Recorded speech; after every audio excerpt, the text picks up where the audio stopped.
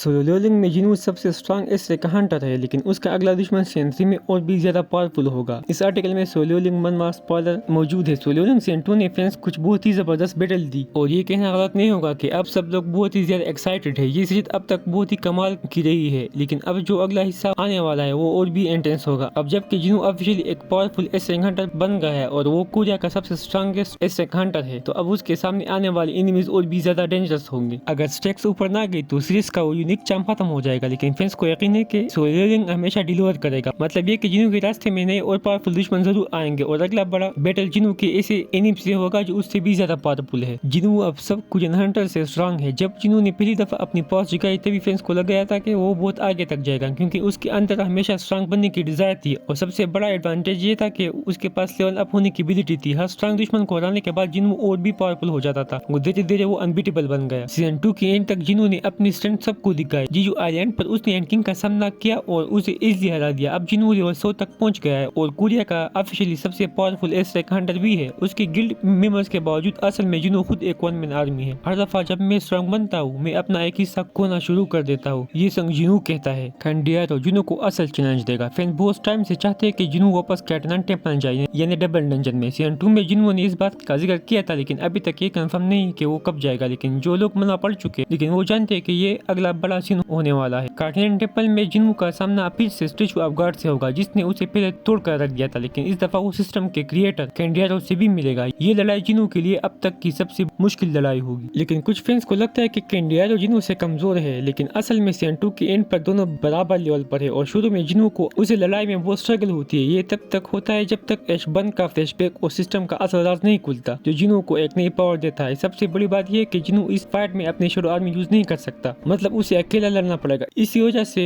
ये उसके लिए और भी ज्यादा टफ होने वाला है। अब तक सोलो लेवलिंग के 2 सीजन आ चुके हैं। पहले में 12 एपिसोड और दूसरे में 13 एपिसोड, यानी टोटल 25 एपिसोड अवेलेबल है। दोनों का शेड्यूल पर आप लोग देख सकते हैं। जो फैंस सीजन 3 का वेट नहीं करना चाहते तो वो मनवा पढ़ ले, वो मनवा पढ़ अगली स्टोरी एंजॉय कर सकते हैं। तो गाइस मिलते हैं नेक्स्ट वीडियो में। बाय।